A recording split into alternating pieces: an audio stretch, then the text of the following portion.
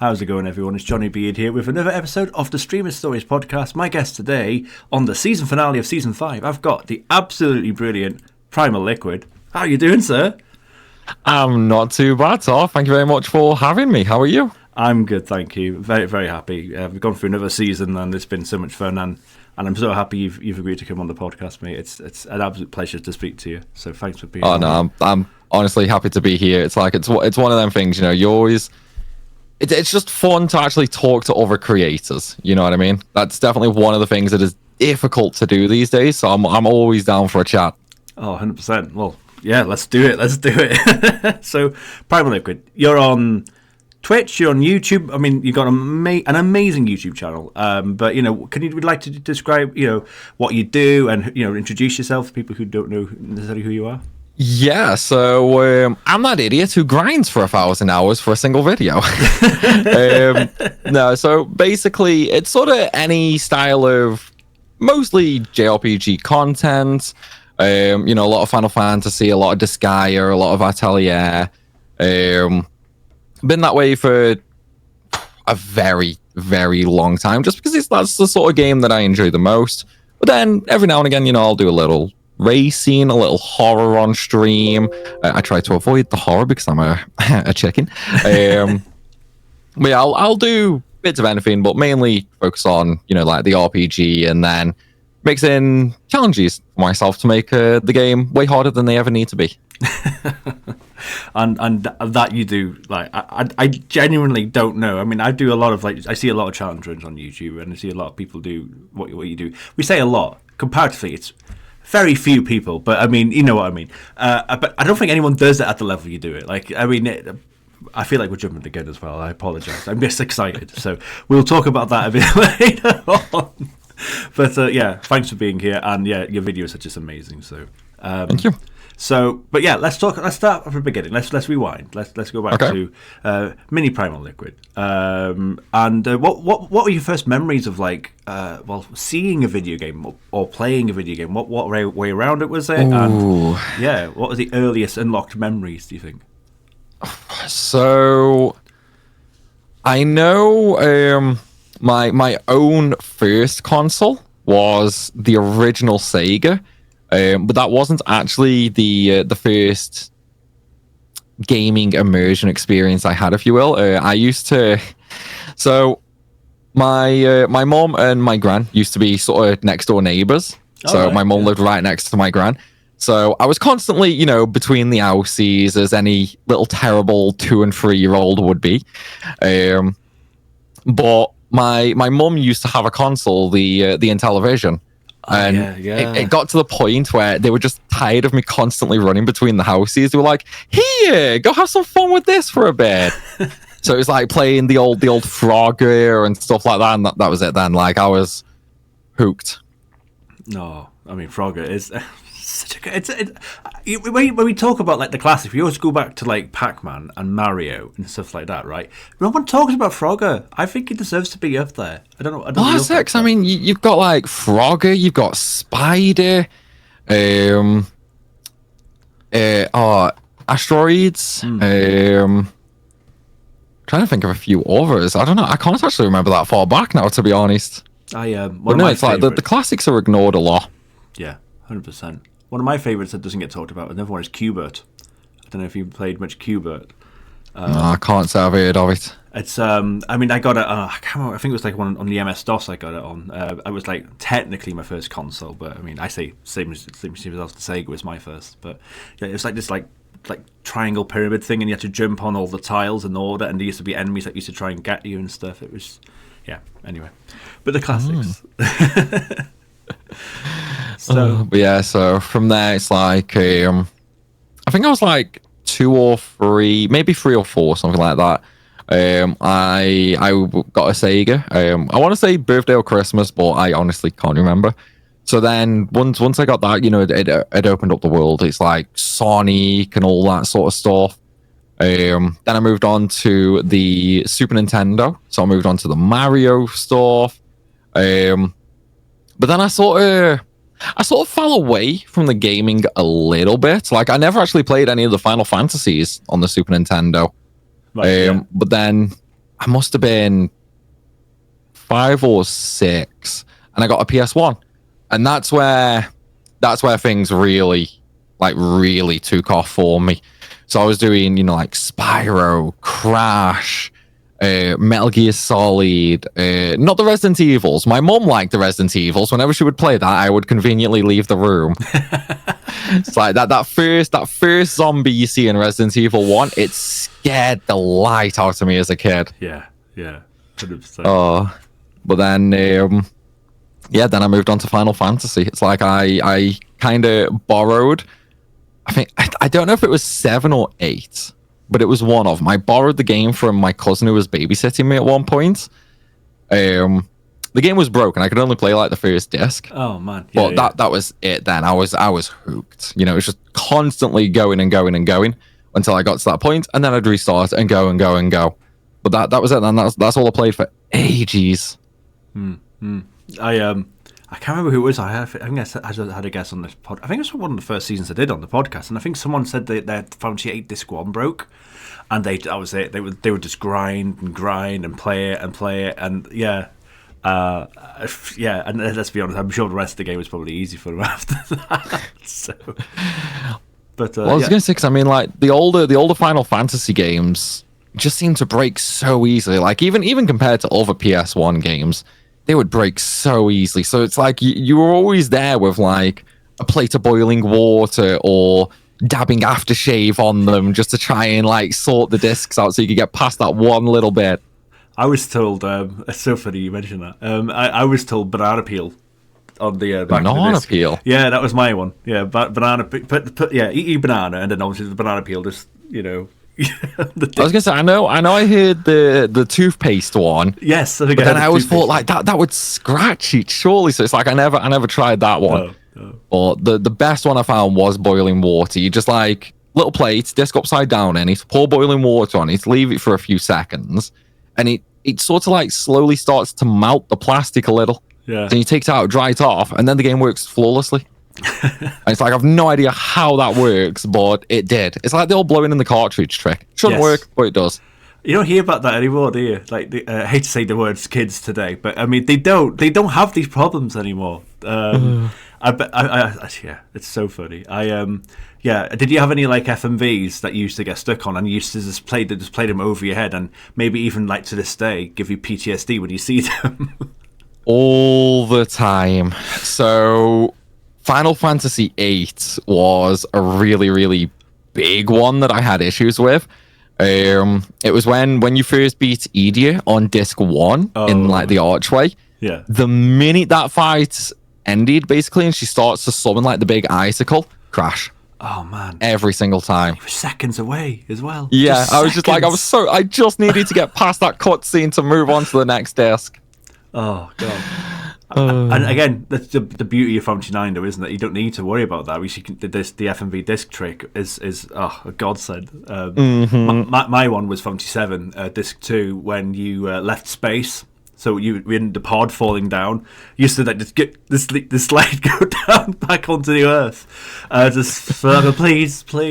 And then sometimes I'd get through that one. Sometimes I didn't, but sometimes I would. But then the FMV in the temple, not Temple of the Ancients, the Forgotten place, when Bugenhagen is putting the Acadia Ancients down, that FMV then got me. If one didn't get me, the other one did. It's like, please get through both. You just cursed every playthrough. Yeah, every time. It's like, no. Good time. Let's backtrack a moment then, because I'm a huge Sonic Sega fan as well. So how much Sonic did you play? How many of the Mega Drive games did you play? So I only had the first Sonic. Played that a ton. Was never able to complete it. Like I will admit, I was a terrible gamer as a child. Some would argue that never changed, but no, I was never able to finish the first Sonic as a kid. I did end up getting one of the. It was like sort of like a special edition Sonic game where it was the one that sort of popped up at the top. I can't remember the actual name for it, but then you could put like Sonic 3 or Sonic and Knuckles in it or something like that. I think it was Sonic and Knuckles, and then you put other things into it. Yeah. So I ended up getting that, But then one of my other cousins decided to borrow that from me. Well, borrowed it from my mum, and I didn't know about it at first. And then before I could play it, we never got it back. So gutted. I have. I didn't have a cousin nearby me, but I had like a friend, and he wasn't even in the same school as me, but he lived around the corner, separate schools, and he would be someone that would sounds horrible, but he would bully me, but also he was like your mate as well. It was kind of one of those weird relationships. But he used to let me borrow so many games off him. But then once in a while he'd like nab a game off me as well. But because it was like it was almost like the rough with the smooth type of thing. You're like, well, I got to play these new games I've never heard. Well, I say new. I was quite late to the Mega Drive, but what felt like new to me. I was like, oh yeah, well, it's worth it. Keep them on my good side type of thing. Got to experience so many games because of it. But yeah, I think he probably now a couple of my games. So God damn it.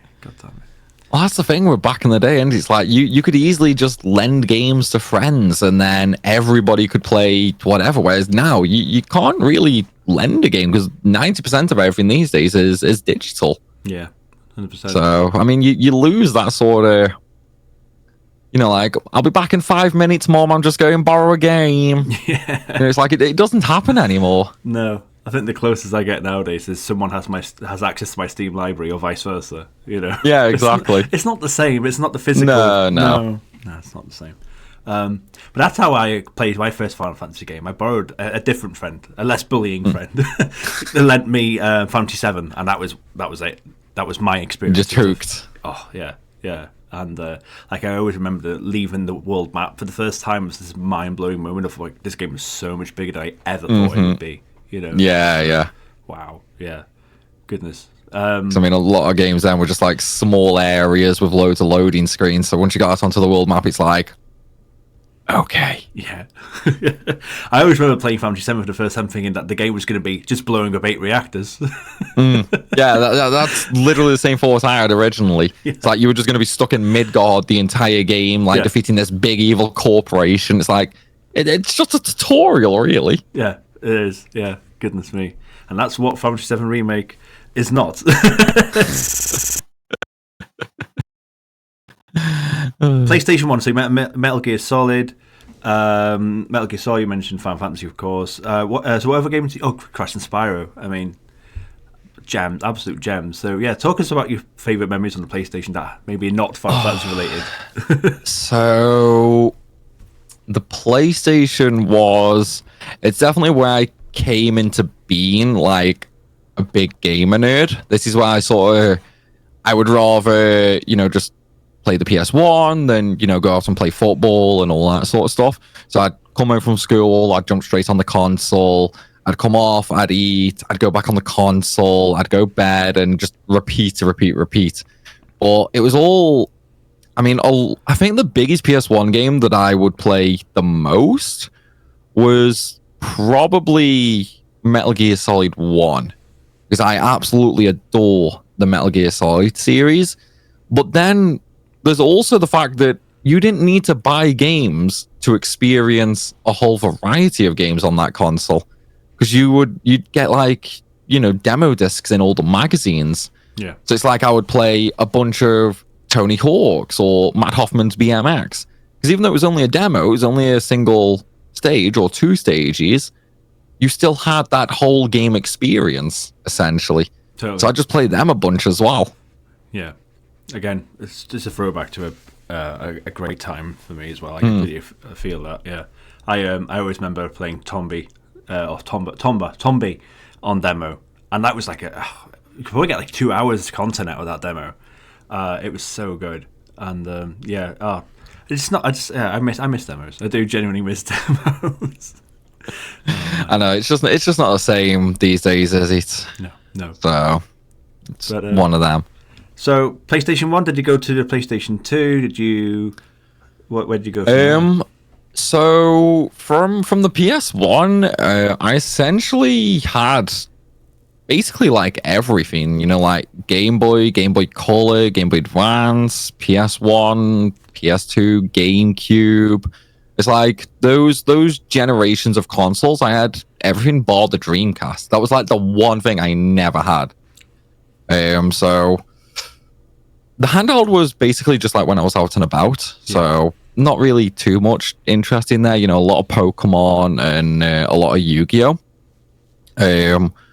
But then once we sort of got to the PS2 era, my first couple of games were like Jack and Dexter and Ratchet and Clank, and you can't go wrong with either of them. Because I want to say it was like from birthday or Christmas, so I got Ratchet and Clank, Jack and Dexter, and Metal Gear Solid 2. Those were the only 3 games I got first, but I had no memory card. Oh no! Oh, okay, yeah. So I spent ages playing them over and over and over with no way to save. So it was like every day it was just repeating the same thing over and over. And then about like a month or 2 later, I ended up getting Final Fantasy X. Still no memory card. So I was just doing the same thing over and over. And it took me like 2-3 months to, you know, like convince parents and that, like, can I get a memory card, please? Because I mean, back then, well, they were only like 8 megabytes, but back then they were like 60 quid. Yeah. So really expensive for what they were. Yeah. So it's like it was a lot of begging. The jump, wasn't it? There was a massive jump in price between. I remember my PS1 memory cards. You can get them for like £3 or £5 if you look. If You go can get them unofficial. super cheap. So cheap, and then they kind of they lacked with the PS2 unofficial ones, I think, didn't they? So you had to. Oh man, I'm noticing a pattern, if you don't mind me saying, PrimalLiquid, where it comes to like the PS1 games crashing, having to replay, repeat, no memory card. You have to repeat. I'm noticing a pattern here. Yeah, maybe that explains why I can grind so easily. It's like I'm used to it from childhood. It's like all the grinding just takes me back to my little years. Yeah, it's built-in muscle, isn't it? Brain and muscle. Yeah. Oh, amazing. Oh man. Okay, so you mentioned like some cousins. Did you like play? And you obviously mentioned parent and grandparent and stuff like that. So how much solo games did you play comparatively with playing with friends and family and stuff? Was there much co-op? So we had little bits of co-op with like friends and that. You know, little Mario Kart, Crash Team Racing, Crash Bash, Destruction Derby, Time Splitters. Oh, that was such a good game. Yeah. But that was sort of a little bit of an interesting time because the gaming also took a little bit of a step back again. Right. Because I was like majorly into Yu-Gi-Oh at the time, like the trading cards. So me and my friends would just always do that. Every now and again we'd play. But if I was like with friends and that, we were always doing Yu-Gi-Oh. And then at home I would be playing Yu-Gi-Oh games. It's like I was Yu-Gi-Oh mad, basically. And yeah, that pretty much lasted until I got a slimline PS2, and I actually found out I could play online. Oh wow!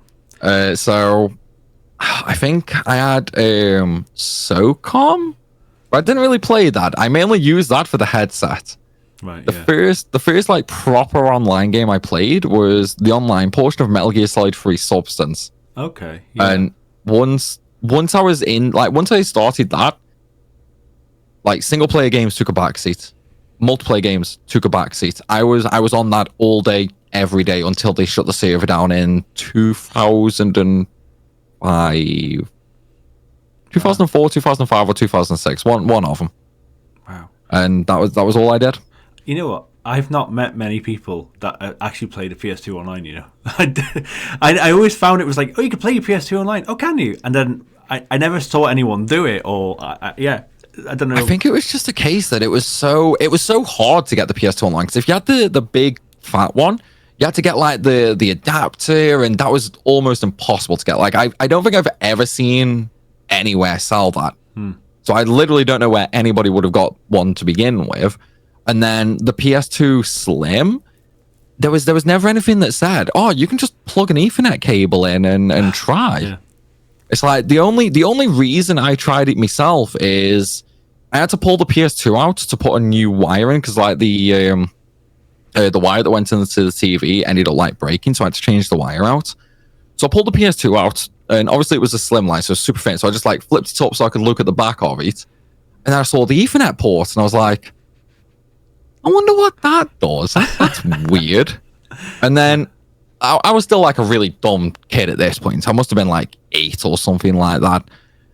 No, I would have been a little older than that. But I was like, I wonder what this wire is. And it didn't click in my head for a little bit that, oh, internet cable. But then something happened with the internet, and I had to mess around with that wire. So as I was pulling the wires out, I was like, that looks familiar. I wonder what would happen. And then it just worked, basically. Oh my god! Yeah, and it's like literally password cheating locked, isn't it? Yeah, basically. Yeah, because I mean, I heard the Dreamcast did. I heard afterwards that PS2 could, but I never did it on either because I had a Dreamcast briefly. But yeah, for my first proper experience with online gaming was the Xbox 360. Like, obviously, I think a lot of people did have an Xbox or Xbox 360, and that was obviously very well advertised that way, wasn't it? So, but yeah, you're one of the early ones. You're one of the early ones. Fair play. Well, that's it. I mean, I actually avoided the Xbox 360 at first. Yeah. It's like I never really used my original Xbox much outside of like Time Splitters and Tony Hawk's American Wasteland and a couple of like Need for Speed games. And the only reason I used the Xbox for them is because the Xbox let you play your own music on, so you could like save the CDs to the hard drive in the Xbox. So I'd save all my music to that, like all Eminem and that. Yeah, and then I would play the games listening to that music. So that's the only reason I had the Xbox. But then I skipped the 360 because I just wasn't really that interested in it. And then when the PS3 came out, I was not one of the lucky ones who got the one that could play PS2 games. I had to wait. But yeah, like I eventually moved on to the PS3, and it was years later that I eventually got an Xbox 360. There was one reason and one reason alone for that. Half my friends were playing Call of Duty on the Xbox instead of PlayStation. Yeah. So I had to bite the bullet. If I wanted to play with them, I had to get that, basically. Yeah. And so it's probably quite a lot cheaper by then, I'd imagine, as well. I mean, I think I got the Halo limited edition one. I don't think it was that much. I think it was when Halo Reach came out. They did like the special edition Xbox for it, and that was the one that I ended up picking up. But yeah, it wasn't that much, like $220 maybe, which I mean, still, you know, a decent amount of money, but compared to the console prices these days, it's completely just one of them. 100%. So when it comes to, I mean, I'm trying to think of when to talk about Final Fantasy and like proper, but we'll get to that very shortly. But I mean, when it comes to like playing games offline, like for yourself, PrimalLiquid, versus like doing it for content, doing it for streaming, or doing it for YouTube videos or whatever, what is the ratio, and what do you play offline? So this is going to be an answer that sort of changes depending on the time. So I used to play a lot of Final Fantasy 14. I was all about 14 from like a Realm Reborn all the way up through Shadowbringers. Whereas Endwalker, it's kind of a lacking expansion to me. You know, like my big scene is crafting and raiding. And to me, Endwalker is lacking in both of these situations. So I just sort of dropped off, and plus it doesn't help that the first raid tier, I went super hardcore. So we were doing like 12 to 14 hour days. And then we had like he was a pain member, basically. I'll leave it at that. Just one of those who thought, you know, he was God's gift. Everyone should listen to him. And 9 times out of 10, he was wrong on what he was saying. But at that point, after the first week, I was just drained mentally. No. And it ruined 14 for me, essentially. Like, since then, I mean, that was start of the year, December, I think that raid tier came out. I probably only played a few days of it. So that was one of the games that I played that I would make content for, but it would only be like every now and again sort of thing. And most of the time I played it for me. Now, I don't really play anything just for me, because it's like when you're sitting there and you're playing, you get that thought in your head that why don't I just press this one button and make content out of it? Like, if I'm going to play it anyway, I might as well make content.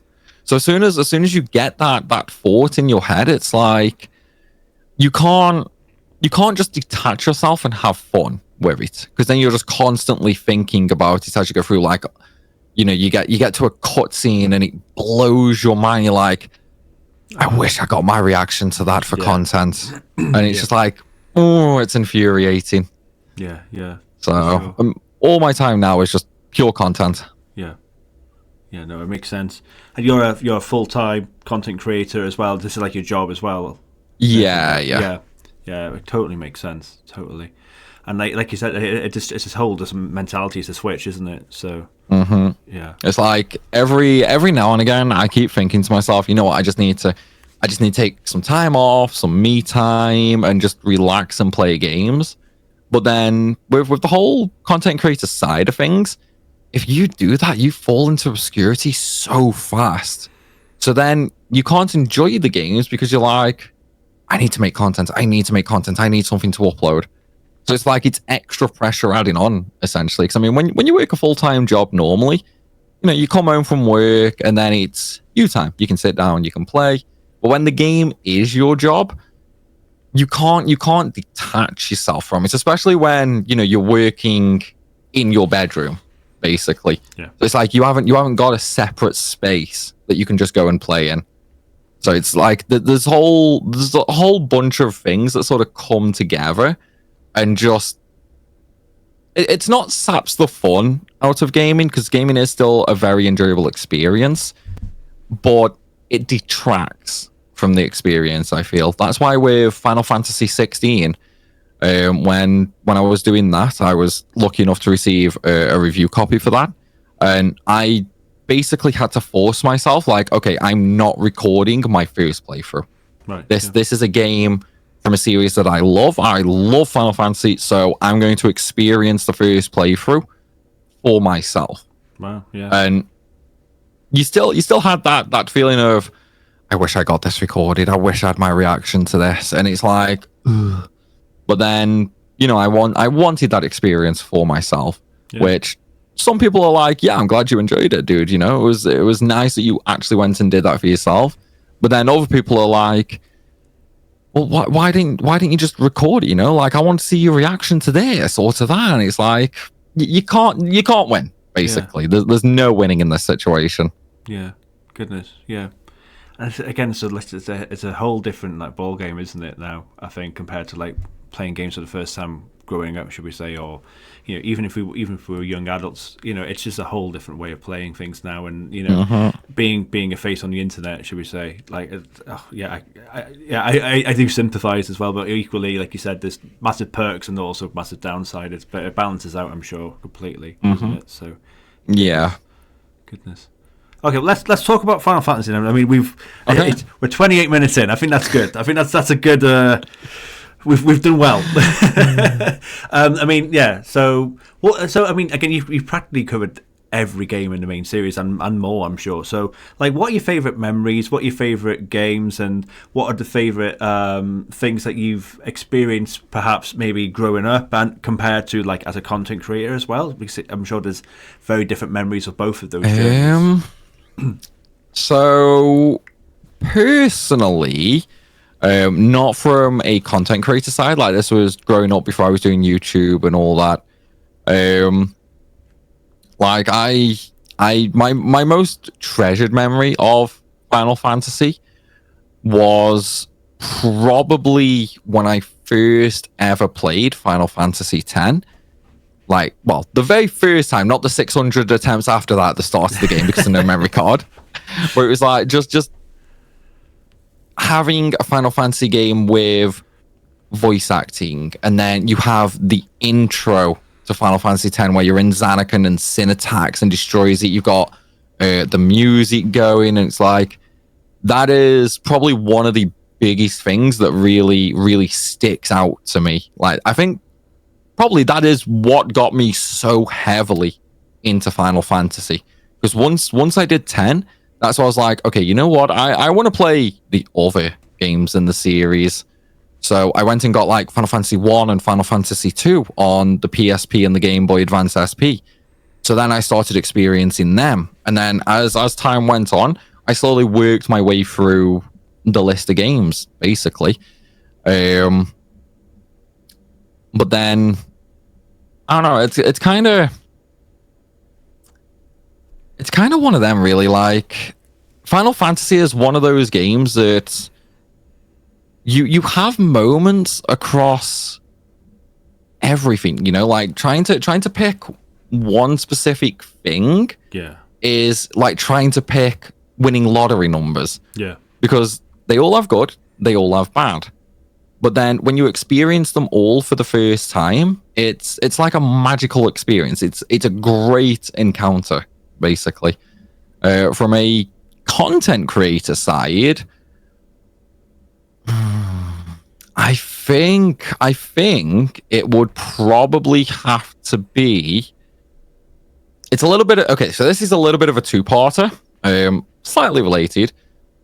The first one is when I first did the Overpowered series, because before then it was just, you know, your typical Let's Play sort of things, a few guides every now and again, but it wasn't super serious or anything like that. It was just general content, basically.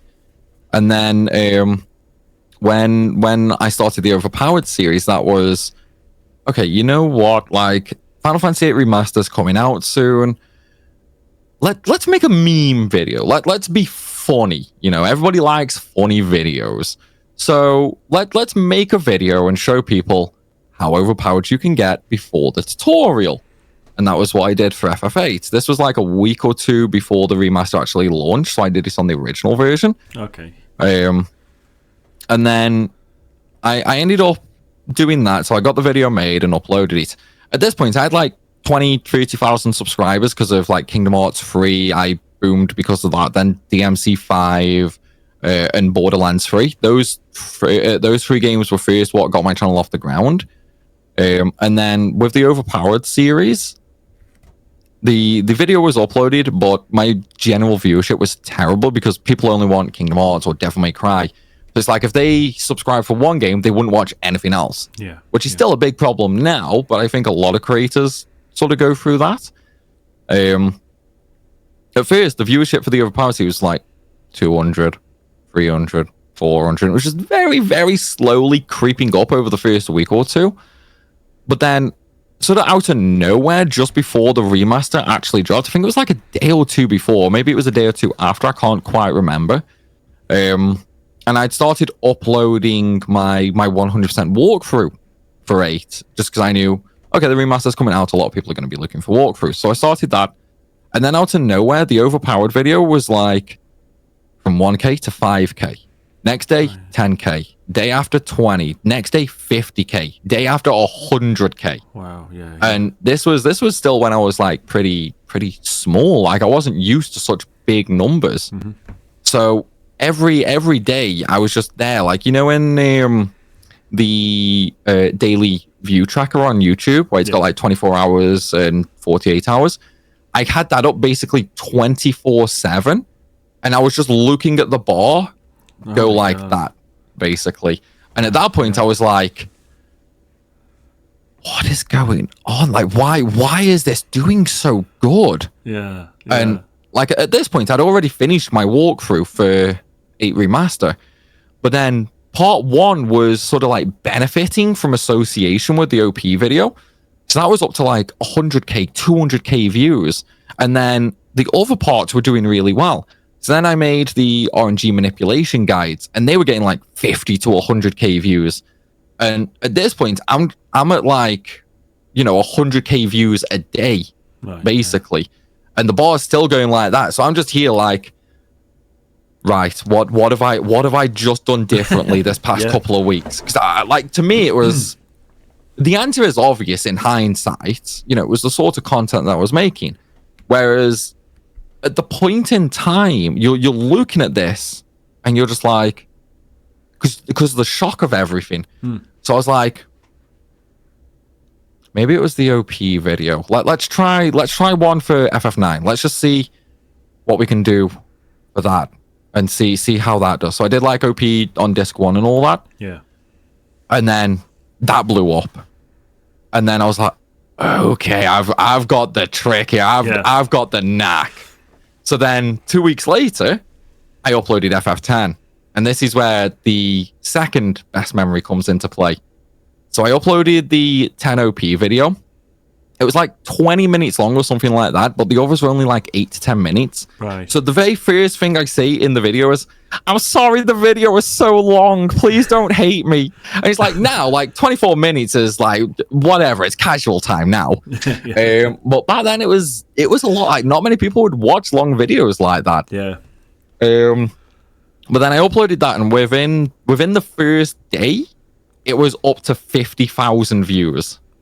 And at that point, like, I was shaking a little bit. And then it just, like, it blew up way past 8, way past 9. And then it eventually hit the 1 million view mark. My very first video for 1 million views. Amazing. And I was just sitting there watching the counter slowly every day. Once I got to, like, 990,000, I would have the video, like, just fully up. And I'd refresh it, like, every 20 minutes. Just like, come on, it's going to hit it soon. It's going to happen. But that was probably the highlight, for sure. 100%. Oh, incredible. Well deserved. So good. And it is the Overpowered videos that I found you as well. Little thing, actually. It was my brother, actually, that asked me to check you out about a year and a half ago. I think it was about a year and a half ago.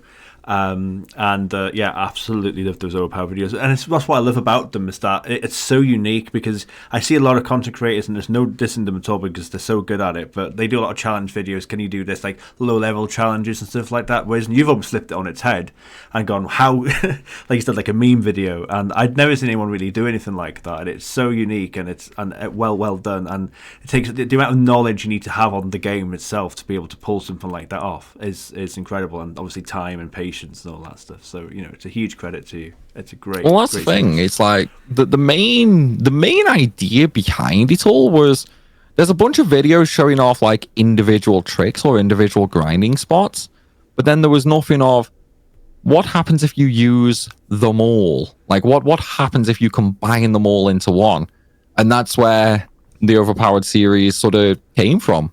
Basically, it's like it started as a meme, and then it just slowly evolved, as it were. But then it got to a point where the first few were sort of low effort, like 80 to 100 hours sort of thing. And then they got longer and longer and longer and longer. And the longer it took me to make, the worse they did on YouTube. Which I find really weird. Yeah. But I think it's because there was such a long gap between them. Right. Yeah. Because, I mean, obviously, with them taking so long to make, it went from FF8 1 week, FF9 the week after, FF10 2 weeks later. And then it was like 2 months later for the next one. Then it was like another 3 months. And then it was like a year later. And they were just getting longer and longer and longer. So I think a lot of the original fans from that series sort of moved on because they weren't really into the regular content, essentially. The content that sort of tides me and the channel over between like the bigger challenge videos and Overpowered videos and whatnot. Yeah. I mean, it was the same with the challenges, like you just said about low level and that. I first came across some like Pokemon challenges by My Dry Bread and Anton, so a couple of other big Pokemon creators. Came across some challenges from them. And nobody was doing like RPG challenges or FF challenges. It was only Pokemon. Mm-hmm. So I was like, what if I do something really weird here? Mm-hmm. And then I just tried to think of something weird, something out there. No, none of this like low level, no sphere grid, basic equipment. Because to me, there's guides on there, like there's guides on game FAQs for all of them.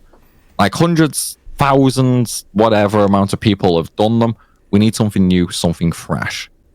So I think the very first one I did was, can you beat Final Fantasy X using only items? Which, when you see the name, you can't help but think, how are you going to kill anything only using items? Like, what? And that was it then. It started me down this rabbit hole of, let's make this weirder and weirder as we go. Yeah. And I follow you on your socials. I said, apologies, I'm saying it on my own podcast. Can't believe I wasn't following you on Twitter. I still can't get my head around that. Like, I swear I was, but I have been following you obviously, like on YouTube, and a shout out to a mutual that's also been on the podcast, Neon Genesis, and like you've met the creators of like some of the best, Final Fantasy creators we've ever had, obviously, and stuff like that. Have you ever had those type of chats with them about like what has the interaction been like in terms of like, I've like completely broken your games, like, so yeah. This is where things might get a little bit weird, actually, because in terms of the creator space, I'd actually never really spoken to other creators. I'd spoken to Burke Danzo8 a little bit when I was first doing the P-Bird mod. So I basically got in touch with him and was like, any chance you can put me in touch with P-Bird? I want to play this mod. And he was just like, he's going to make it public soon, just wait. So I was like, damn, okay. But then I needed P-Bird's contact info for like some bugs in the mod and that. So I reached out to Burke again. I'm just like, I need P-Bird's contact info. Like, this was after P-Bird made his mod public. So I started having a little bit of conversation with Burke at that point. But other creators, I didn't really engage with like whatsoever until the start of this year. I was lucky enough to be invited by Square Enix down to London. For their first, it was a Fiat Rhythm event where I got to meet and interview the director and the producer for Fiat Rhythm Final Fantasy, and there was, I want to say, like 8 to 10 creators there. So I met, like FF Union, Miss Bubbles, and all of them, and then a few days later was the Final Fantasy 16 event, the first official media event for Final Fantasy 16. And again, luckily enough, I was allowed to attend that. I met, again, Daryl from FF Union. I met Devil Never Cry. I feel like I've just got that name wrong. It's because in my head I've got his real name, and I'm like, I don't want to out him. I don't want to out him. I don't want to use anybody's real names. Yes. And then like Miss Bubble was there again. Ready Set Ben. Like just a whole bunch of creators and that. But I think this is something a lot of creators will slightly experience as well. Is we're all big gamers at heart. So the majority of us are very antisocial. Yeah. So it's like I walk into this room because this wasn't my first ever like game event, but the others I'd been to were like Koei Tecmo, so much smaller scale. Mm-hmm. I walk into this like, it was like a big fancy hotel in London for the FF16 one. They'd hired like a big room out and all that. So I walk in there, the place is rammed, absolutely rammed. So I basically just go and I sit down and I'm just sitting there like very, very quiet, just looking for somebody I know, basically. And then the Square Enix rep, the influencer manager, basically walks on. He's like, "Hey Sam, how are you?" And I'm like, "Oh, that's someone I can talk to." But then he started like slowly introducing me to some of the other creators and whatnot, and it was great fun. It was great fun. So I kept in touch with them a little bit, but the big one was in April. So they had the Over 16 event where they hired out the Tower of London. Okay. That's where I met everybody, basically, like Neon Genesis, Mr. Happy, Genesis, Blitz, and then just, I know I'm forgetting tons, and I feel like somebody's going to stab me in the back. But no, like I met so many wonderful people, and even now I still speak to them, quite a lot. It's like me and Joseph are going to start working on a little collaboration soon as well. Oh, exciting! So there we go. It's like it opens doors up when you actually start speaking to other creators, for sure. Yeah. And like you said, you're on the same boat, I suppose, aren't you? Like you're like partly like like this is so freaking cool, but so it's like oh my god, what am I doing type of thing. Yeah. Well, it's funny you should mention that actually, because on the last event in April, so obviously we have the big event in the Tower of London, and then we went for like a few drinks after. So the Square staff and all the creators. So we went for a few drinks, and I had to go back because my hotel was like right next to the tower. So I went back and I wanted to change and drop all the camera equipment off because I was allowed to interview Naoki Yoshida. So I didn't want to go to the bar with all the camera equipment and all that. So I took that back, got changed. So I got to the bar a little bit later than everybody else. But I walk in, and then Blitz just comes up to me and he's like, "You're PrimalLiquid, right?" And I'm like, "Yeah." Because at this point in my head, I'm like still super nervous, so I didn't put the name to the face, if you will. Yeah. And he goes, "I'm Blitz, like nice to meet you," and all that. So we started chatting, and at this point, like I'm still in sort of like imposter syndrome, like do I really belong here, sort of thing. And then Blitz is just like, "Oh, dude, I love your videos. You're like OG on YouTube. You're one of the big OG FF creators," and I'm just like, "Oh, I feel my head getting bigger right now." But it was so surreal. You know what I mean? Like it was something you never expect to happen. Yeah. Oh, it's amazing. Thanks for sharing that. That was awesome. So I haven't asked you this yet. Actually, sorry. It's one of my questions I tend to ask earlier on. But yeah, interesting question for you. If you were stuck on a remote island, and you are only allowed 3 games on that island for the rest of your life on the island, I'm sorry, you can play online, you can download mods and stuff like that, but you're stuck on the island forever, you can only play 3 games. What would they be? Ooh. Okay.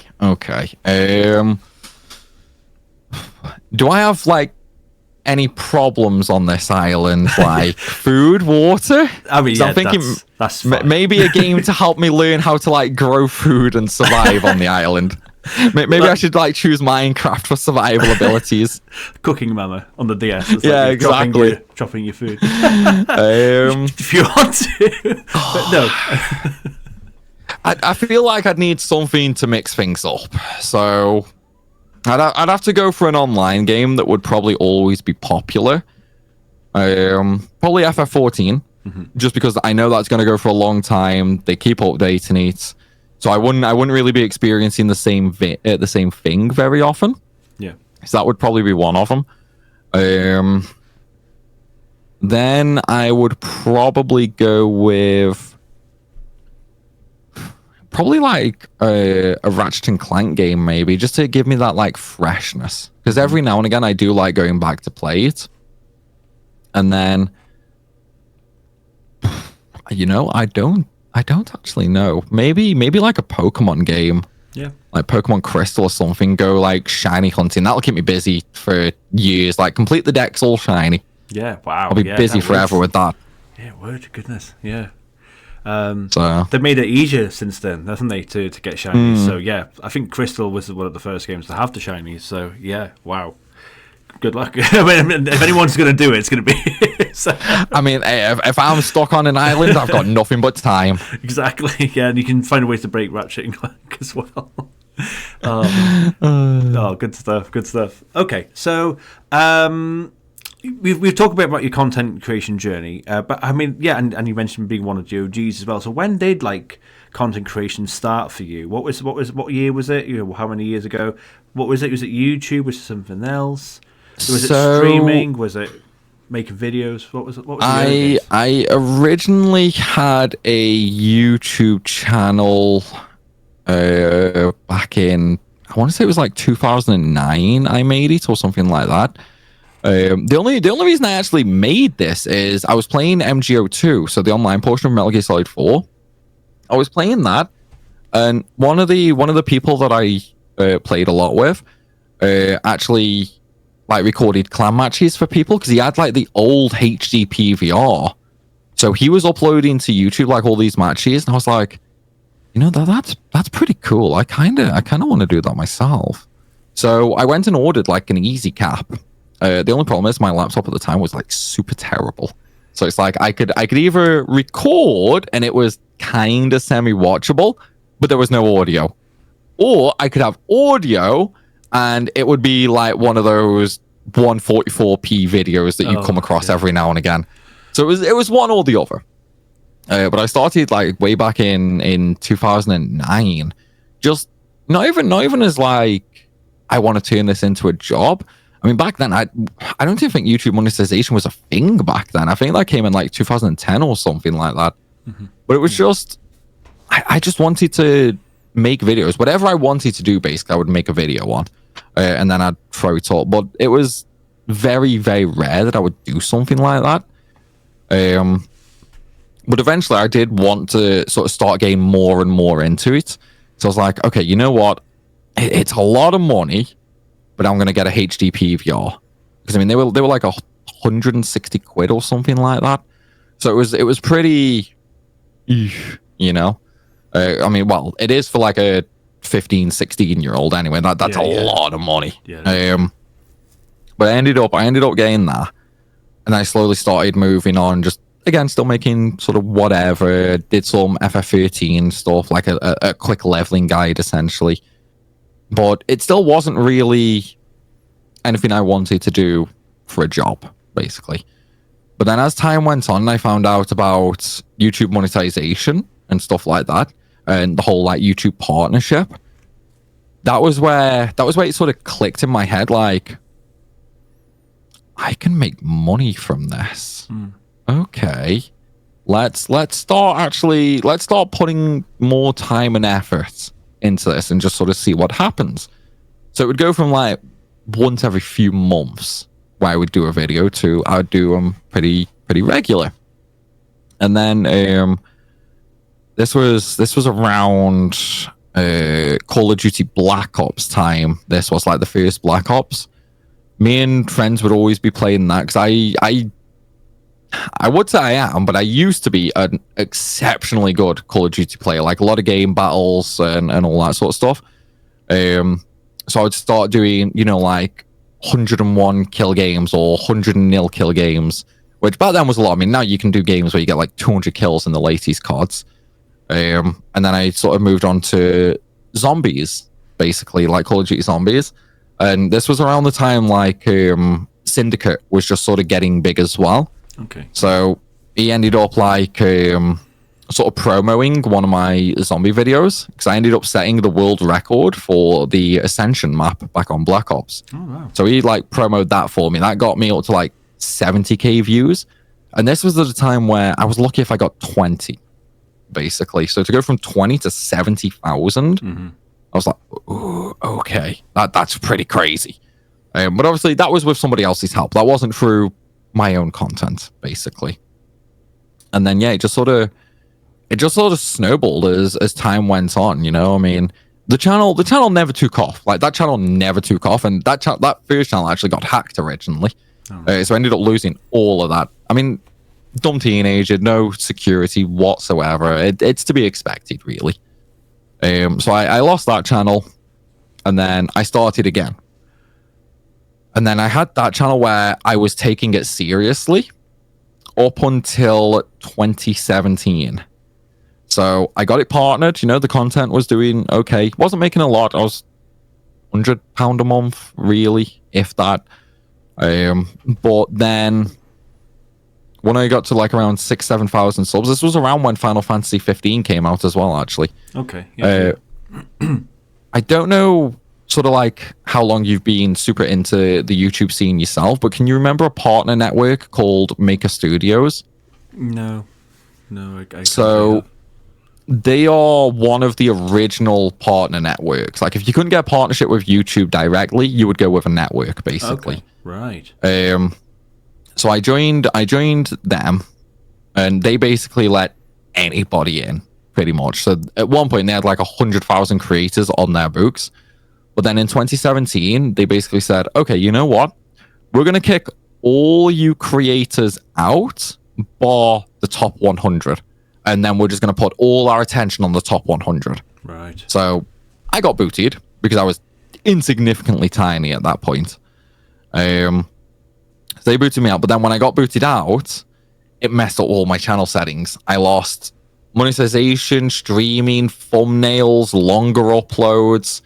Basically, my channel was almost reset to a brand new channel. Oh, right. And then I ended up sending them like a support email, like, yeah, I don't know what's gone on. Like when you guys like removed the link, essentially, I lost all these features, and they were just like, yeah, not a problem. Go speak to YouTube. It's a problem on there. And so I was like, okay.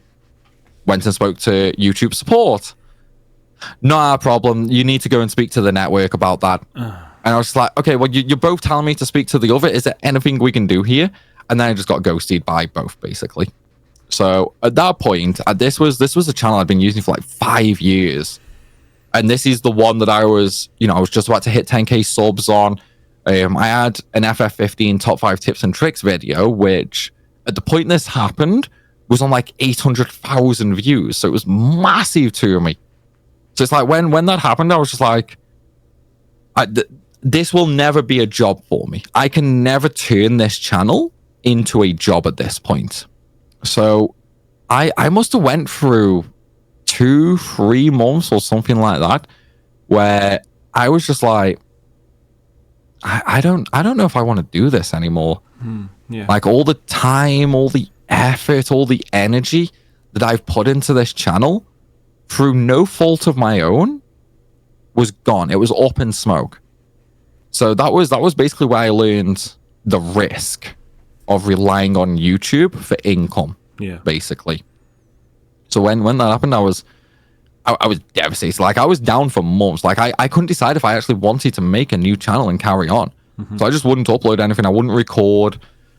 And that, oh, excuse me. It sort of got to the point where I was like, you know what? I'm gonna try this one more time. I've done it once. I can do it again. I know what I'm doing now. I don't have to go through all these years of learning or anything like that.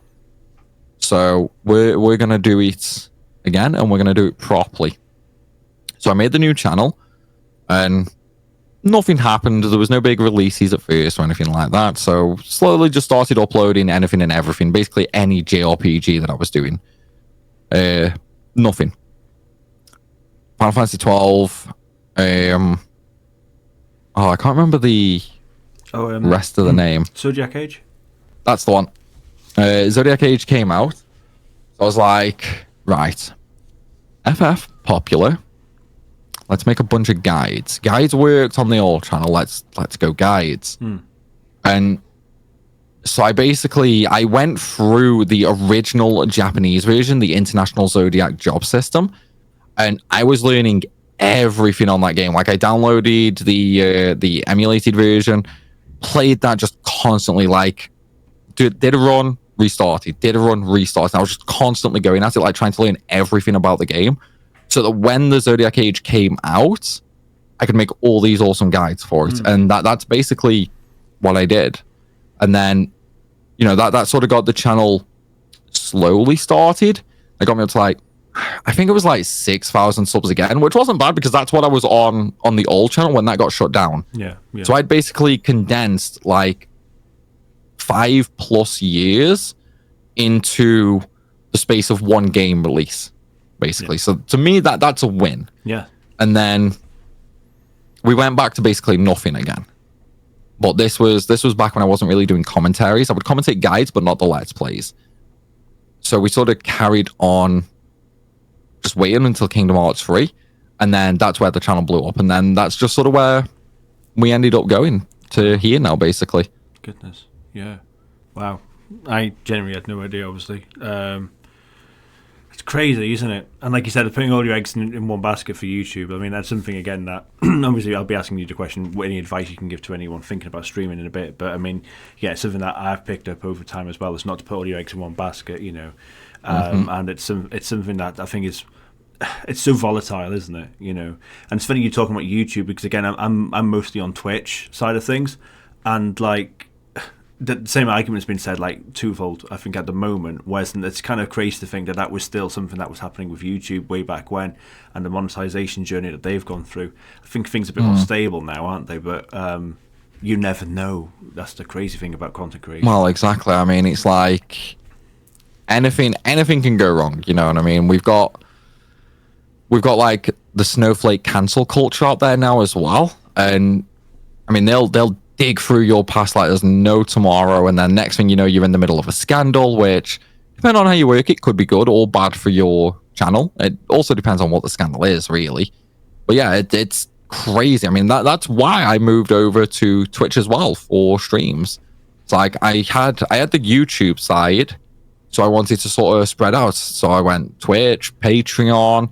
I started slightly working on my Twitter, and now it's just a case of if one of these goes down, how screwed am I? Yeah. Basically, it's like with Patreon and Twitch together, it would be a very, very big struggle to sort of rely on just them. But then if something happened to my YouTube, I would obviously just move over to Twitch full time, like 12-hour streams, 7 days a week. So I can't really judge that. But at the minute, YouTube is very much the bread and butter for me as you know, a full-time content creator, because I don't really do sponsorships or anything like that, just because nobody cares about Raid Shadow Legends. So for me, it's basically all ad revenue. So no ad revenue, no bills are paid, basically. Yeah. So Exactly. Wow. Okay. I'm way out of time. Sorry. no, it's fine. But no, it's fascinating to hear this. It really is. So thank you for sharing these stories, mate. We appreciate it. So, is there any advice that you'd like to consider giving anyone that is thinking about picking up streaming or content creation? Obviously, they're kind of they handhold sometimes, don't they? But there is obviously very serious differences between the two as well. So you've got a massive, experience with both, haven't you? So I think any sort of tips that I can give, there's going to be the three most important ones more than anything. The most important one is you don't need a 10 grand system to be a content creator. You don't need a big fancy mic. You don't need a DSLR camera. You don't need, a 5 grand gaming PC or anything like that. Just start small. You can use your phone as a webcam. There's apps that let you connect your phone to a PC, so you can use that as a webcam. Most phone cameras now are just as good as £1,000 cameras. It's like my camera right now, that camera body was £700 and the lens on it is 300. So that's about £1,000. My phone can do it just as well, basically. My mic, like I've recently got the Shure SM7B. My original mic was the AT2020. That was £100 mic. I used that from like 2012 all the way up until last year. It's like you don't need to spend a lot of money. As long as you have a PC that can play games, you have a PC that can make content. Because a good gaming PC is a good streaming PC, and vice versa. The second one is how emotionally stable you are. If you are the sort of person that gets upset easily, YouTube and streaming is not for you. It's like the amount of abuse a creator gets on a general day-to-day is shockingly overwhelming. You see videos on TikTok and shorts and all that sort of stuff about, shop staff or fast food staff getting abuse from customers. That'll happen. I mean, I've worked sort of both jobs myself before, fast food and retail. That'll happen once a week, once a month. It's not as often as people seem to think. Content creation, you could like I could go into my comments on YouTube right now, and just from the last 48 hours, I could probably pick out 50 that are just pure abuse to me. It's like I did an FF14 ad with Square that got posted to Facebook. Over 1,000 comments across the different posts, just basically non-stop insulting me. So it's like you are going to need a very, very thick skin to sort of go anywhere with YouTube or Twitch, really, because it will happen. You will get abused. And number 3 is know what you want to do. do you want to do content creation as a hobby, or do you want to do it as a full-time job? Because regardless of regardless of what you want to do, the methods are very, very different. If you want to do it as a hobby, just do whatever you want. If you want to do it as a job, treat it like a job. It's like you will not get big, you will not make it anywhere if you're just like, oh, I've got an hour spare, I'm gonna go do this or something like that. No, you need to treat it as a job. You need 8, 10, 12-hour work days. Because it's like a lot of people, for gamers, gaming content creators, a lot of people think, oh, you just play games for a living. It's like, no. I play games maybe an hour a day. Like the gaming side is the smallest part of being a full-time content creator. Everything else, like a lot of things that people will not realize, there's all the studying that you have to do. You have to learn about what's coming. You have to stay up to date on release info. You have to stay active on social media. You have to stay aware of, all trends and stuff like that. It's like you need to have the motivation to push through with it more than anything. I think those are definitely the 3 biggest things for content.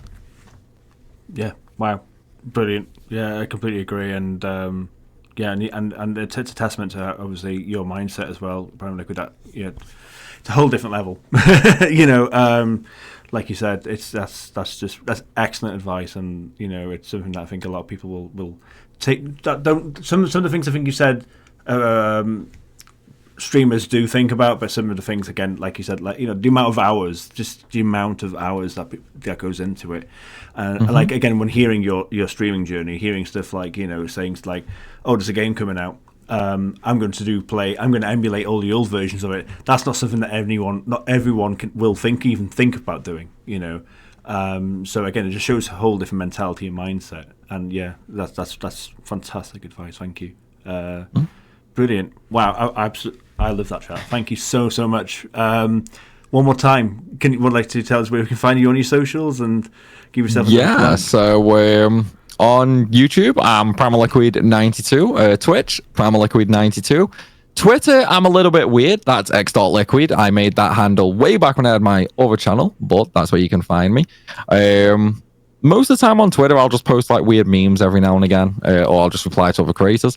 But feel free to reach out to me on there if you want to. All my content, YouTube and Twitch. And we're going to have a 24/7 stream starting soon as well, covering basically all Final Fantasy. Oh, wow. That's going to be fun.